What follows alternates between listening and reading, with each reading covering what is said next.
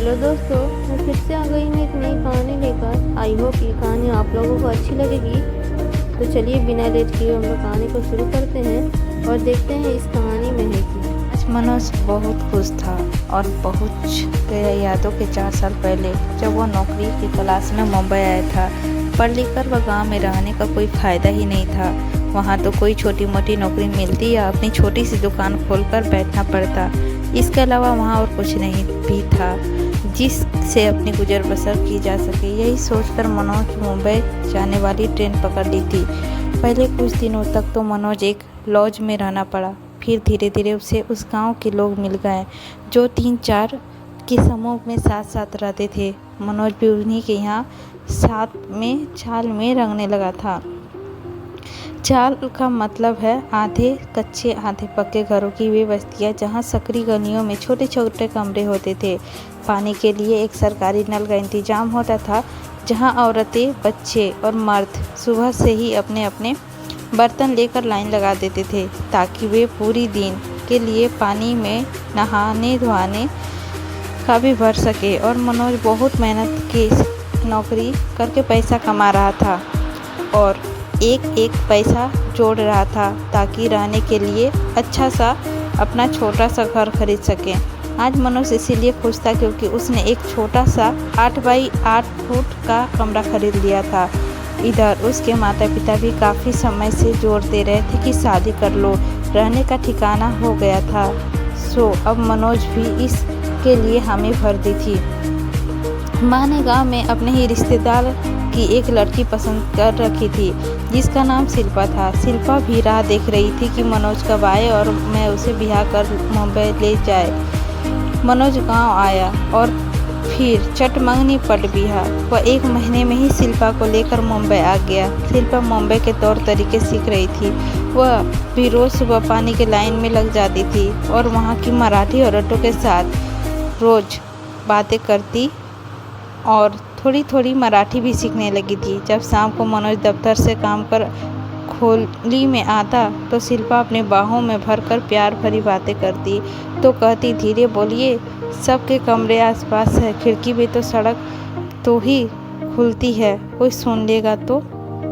मनोज कहता, सुन ले तो सुन लेने दो, हम अपनी बीवी से बात कर रहे हैं, कोई चोरी थोड़ा ना कर रहे हैं। आसपास की जवान लड़कियां भी कभी कभार शिल्पा को छेड़ कर कहती, भाभी कल भैया से क्या बात कर रही थी, हमने सुना था सब कुछ। शिल्पा जवाब में कहती, कोई और काम नहीं है तुम्हारे पास, तुम्हारी बातें सुनने के अलावा।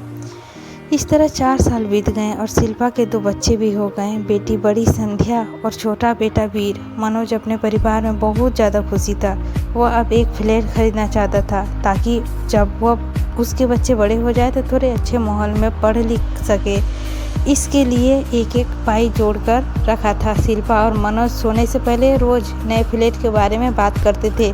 मनोज कहता, एक 1 बेडरूम का फ्लैट हो जाए बस। शिल्पा कहती, हाँ तुम नया घर लेने की तैयारी करो, हम उसे सजा देंगे और बाहर नेम प्लेट पर मेरा नाम भी लिखा देना। घर के दरवाजे पर हम लिख देंगे आशियाना। मनोज हर छुट्टी के दिन ब्रोकर में मिलकर फ्लैट दिखाता। कोई बहुत अंदर गली में होता जहाँ से मेन रोड में आने में आधा घंटा लग जाए, तो कोई बच्चों के स्कूल से बहुत दूर होता। कोई बहुत पुरानी बिल्डिंग होती जिसमें लीकेज की समस्या होती, तो बहुत अंधेरी सी बिल्डिंग होती जिसमें कीमत पूछते ही मकान मालिक बड़ा सा मुँह खोल देते। कीमत बड़ी और फ्लैट का साइज छोटा। लोग 30 लाख रुपये तक मांगते। कहाँ से लाता मनोज इतने पैसे?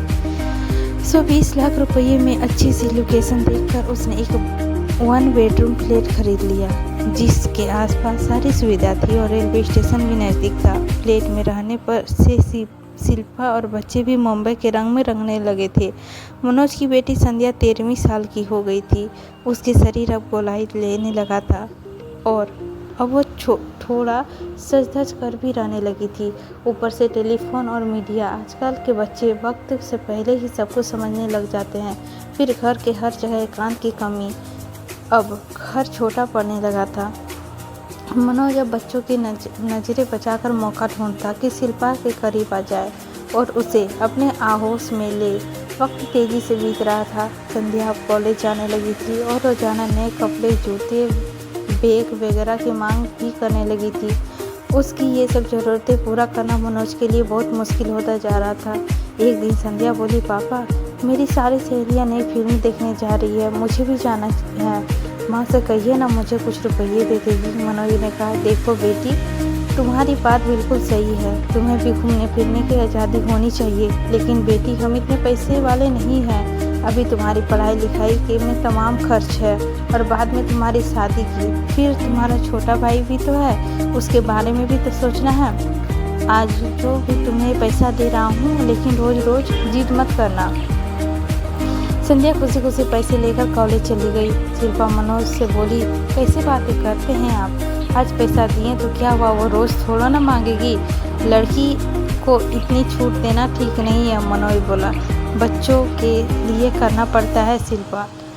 कि ये बात बाहर की दुनिया देखते हैं तो इनका भी मन मचलता है, और अगर हम ना दे तो फिर इनका हम से भरोसा उड़ जाएगा। अब संध्या तकरीबन हर रोज़ मनोज से पैसे मांगने लगी थी। कभी कभी मनोज मना कर देता तो उस दिन संध्या मुंह फुलाकर कॉलेज चली जाती थी। कॉलेज के बाद या कभी कभी कॉलेज से छुट्टी लेकर लड़कियां हाथ में हाथ डाले मुंबई के बीच में घूमते नजर आते। कई बार थोड़े अमीर परिवार के लड़कियों को अच्छे रेस्टोरेंट में ले जाते तो कभी फिल्म दिखाकर भी लाते। मनोज तो संध्या की हर ज़रूरतें पूरा करने में नाकाम हो रहा था। सो अब संध्या भी उन लड़कों के साथ घूमने लगी थी। किसी लड़कों की बाहों में बाहें डालकर घूमना फिरना इस उम्र में लड़कों के लिए बड़े गर्व की बात होती है, और लड़कियां सोचती है कि हम प्यार करते हैं। वो लड़का उन लड़कियों की खूबसूरती का दीवाना हो जाता है। संध्या की दूसरी सहेली भी ऐसे ही लड़कियों के साथ घूमती है, लड़कों के भी साथ घूमती है। एक दिन सभी लड़कियां कोराही बीच में चले गए। बोरी वाली की छोटी नाव, जिसे फेरी कहते हैं, चलती है, जो एक छोटी सी किकरे को पार कर देती है और गोराई बीच में आ जाता है। यह मछुआरा के गांव है। मछुआरे बहुत ही कम कीमत पर, यूँ समझिए 200 या 300 रुपये के कमरे का किराए पर देते हैं, ताकि लोग बीच से आकर कपड़े बदल ले और आराम भी कर ले। सो सारा ग्रुप पूरा दिन सैर सपाटा करके आता और अलग अलग कमरे में बंद हो जाता। यह सारा खर्चा लड़के ही करते थे। अब यह संध्या व उसकी सहेलियों व लड़कों का रोज़मर्रा की ज़िंदगी का हिस्सा बन गया था। कभी कभी वे लड़के अपने दूसरे दोस्तों को भी वहाँ ले जाते थे। संध्या व उस सहेलियों उन लड़कों को हिल मिल गई। यही तो खास बात है इस उम्र में कि कुछ बुरा हो तो नज़र नहीं आता, सब अच्छा ही अच्छा लगता है। और अगर माता पिता कुछ कहे तो उनकी बातों का दरिया नूसी लगती है। लड़के लड़कियां एक दूसरे की सारी ज़रूरतें पूरा करते हैं, जैसे दैहिक सुख व मौज मस्ती। कुछ महीने तक ऐसे ही चलता रहा, लेकिन एक दिन वहाँ पुलिस की रेड पड़ गई, जिसमें संध्या भी पकड़ी गई। फिर क्या था, सभी लड़कियां को पुलिस स्टेशन ले जाया गया और फ़ोन करके उनके माता पिता को वहाँ बुलाया गया। मनोज के पास अब पुलिस स्टेशन से फ़ोन आया। वह फ़ोन सुनते ही हक्का बक्का रह गया। जल्दी से वह दफ्तर से आते दिन की छुट्टी लेकर पुलिस स्टेशन पहुंचा। वहां संध्या को देखकर सारी बात मालूम होते ही उसकी आंखों में खून उतर आया। खैर, पुलिस के हाथ पैर जोड़कर वह संध्या से वहां से लेकर घर आया। जब संध्या की मां ने सारी बातें सुनी तो संध्या के जोरदार चमाचा मारकर चढ़ से कहा, शर्म नहीं आई तुझे उन लड़कों के साथ गुलछल्ले उड़ाते हुए। संध्या कहाँ चुप रहने वाली थी। वह कहने लगी, 19 साल की हूँ और मैं बालिग भी हूँ। अगर आप और पापा सब कर सकते हैं तो मैं क्यों नहीं। कितनी बार देखा है मैंने आपको और पापा को। इतना सुनते ही शिल्पा ने संध्या के गाल पर दूसरा तमाचा जड़ दिया और गुस्से से बोली, अरे हम तो पति पत्नी हैं, पर तुम इस पढ़े लिखे की उम्र में बिन बिहाए की है। संध्या ने सारी हदें पार कर दी और बोली, तो क्या हुआ, शादी नहीं हुई तो तुम लोगों को देखकर तो बदन में उमंग नहीं जागते क्या। कैसे शांत करूं मैं उसे बिन बिहाए। अगर वे लड़के मुझे घूमते फिराते हैं तो मेरी ज़रूरतें और मेरा ख्याल रखते हैं तो बुराई क्या है। दूसरे की ज़रूरतों का पूरा करना तो यह इस पर शादी का मोहर लगाना ज़रूरी है। आप लोग तो मेरी ज़रूरतें पूरी नहीं कर पाते हैं। सिर्फ मैं ही नहीं, आजकल तो अक्सर सभी लड़कियां करती है यह सब। माँ, अब तुम लोग पुराने ज़मानों के हो गए हो। आजकल सब चलता है, कुदरत ने दे दी है तो इसका इस्तेमाल करने में क्या बुराई है। संध्या की ये बेशर्मी भरी बातें सुनी नहीं जा रही थी। मनोज तो अपना कान पे हाथ रख के मुंह नीचे किए हुए बैठा था और संध्या लगातार बोली जा रही थी।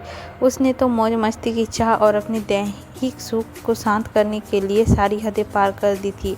नए नए लड़कों से दैहिक संबंध बनाने पर उसे कोई बुराई नज़र नहीं आई। इसका कोई दुख या गिला ना था। उसे शिल्पा कोने की दीवार में सिर टिका के आंसू बहाए जा रही थी। मनोज भी कहीं मुंह दिखाने के लायक नहीं था। अब क्या ही करता, 2 फ्लैट का रूम देता तो शायद अच्छा रहता, कुछ दिन और ही सही। लेकिन दुख बहुत हो रहा था मनोज को। शिल्पा भी कहीं मुंह नहीं दिखा पा रही थी क्योंकि उनकी बेटी की आवाज़ उनके कानों में यूं ही गूंज रहा था, मनोज के कानों में। अब वो क्या ही कर सकती है। दोस्तों, आप लोगों को यह कहानी कैसी लगी? आई होप दोस्तों यह कहानी अच्छी लगी होगी तो लाइक कीजिएगा, चैनल पर नए होंगे तो सब्सक्राइब कीजिएगा और हमें बताइएगा कि क्या ये सब काम करना सही है। हम छोटे शहरों को छोड़ के बड़े शहर तो चले जाते हैं, लेकिन अपनी संस्कार शायद अपने बच्चों को नहीं दे पाते हैं। तो इसी वजह से हो सकता है माँ बाप को हमेशा सचेत और संस्कारी होना चाहिए, जिससे कि बच्चे जो देखते हैं वही सीखते हैं। शायद आज शिल्पा और मनोज ने ये ना किया होता तो शायद सब चीज़ ठीक ही रहता, लेकिन पता नहीं क्यों बच्चे के सामने ये सब करना सही नहीं होता है। इसीलिए शिल्पा ने इतनी बड़ी बात अपने पिताजी के सामने अपनी माँ को बोल दी। तो मिलते हैं दोस्तों अगली स्टोरी में। लेते हैं आप लोगों से विदा। चैनल पे नए होंगे तो लाइक कीजिएगा, सब्सक्राइब कीजिएगा।